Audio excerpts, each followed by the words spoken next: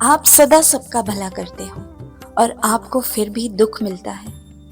आपको समझ नहीं आता आपने क्या पाप किया है जिसकी सज़ा आपको मिल रही है। तो आप ये वीडियो अंत तक देखें।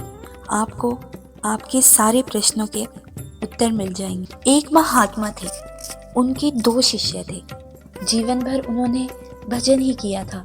उनकी कुटिया के सामने एक तालाब था। जब उनका शरीर छूटने का समय आया तो देखा कि एक बगुला मछली मार रहा है। उन्होंने बगले को उड़ा दिया। इधर उनका शरीर छूटा तो नर्क गए। उनके पहले शिष्य को स्वप्न में दिखाई पड़ा। वे कह रहे थे, बेटा, हमने जीवन भर कोई पाप नहीं किया, केवल बगुला उड़ा देने मात्र से नर्क जाना पड़ा। तुम सावधान रहना। जब पहले शिष्य का भी शरीर छूटने का समय आया तो वही दृश्य पुनः आया।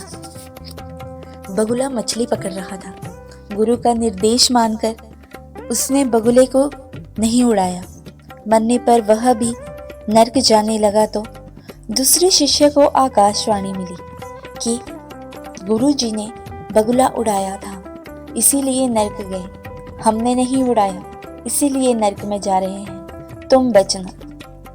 दूसरे शिष्य का शरीर छूटने का समय आया तो संयोग से पुनः बगुला मछली मारता दिखाई पड़ा। उसने भगवान को प्रणाम किया कि हे भगवान, आप ही मछली में हो, आप ही बगुले में हो। हमें नहीं मालूम कि क्या झूठ है, क्या सच है, क्या पाप है, क्या पुण्य है। आप अपनी व्यवस्था देखें, मुझे तो आपके चिंतन की डोरी से प्रयोजन है। वह शरीर छूटने पर प्रभु के धाम गया। नारद जी ने भगवान से पूछा, हे भगवान, अंततः वे नर्क क्यों गए? महात्मा जी ने बगुला उड़ाया, कोई पाप तो नहीं किया। उन्होंने बताया, नारद, उस दिन बगुले का भोजन वही था, उन्होंने उसे उड़ा दिया।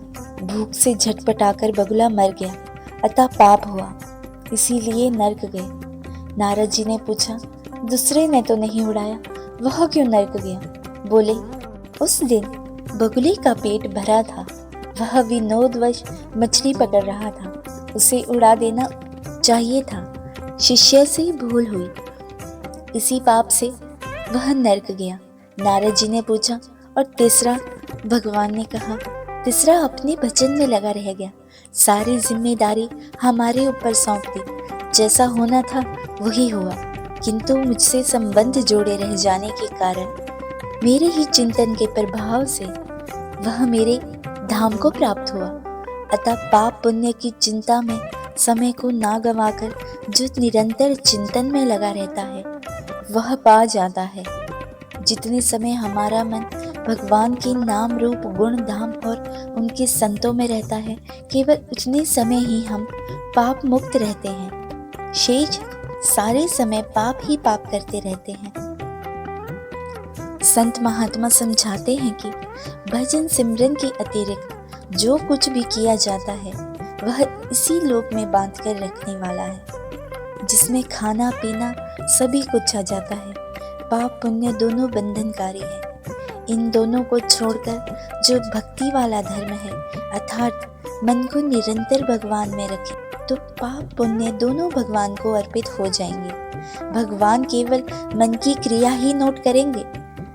इसका मन तो मुझ में था, इसने कुछ किया ही नहीं, यह भक्ति ही भवबंधन काटने वाली है। आशा करते हैं कि हम जो कथा के माध्यम से आपको बताने का प्रयास कर रहे हैं, आप समझ गए होंगे कि हमें पाप पुण्य के बंधनों से बाहर निकलकर जो कुछ भी हो रहा है वो परमात्मा को अर्पित करते हुए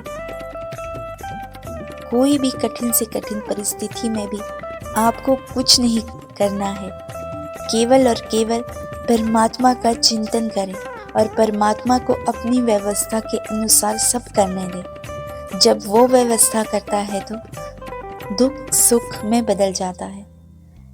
अगर आपको यह वीडियो अच्छी लगे तो हमें सब्सक्राइब और लाइक कर हमारा मनोबल बढ़ाएं, ताकि हम आगे भी आपके लिए अच्छे विषय लेकर आ सकें।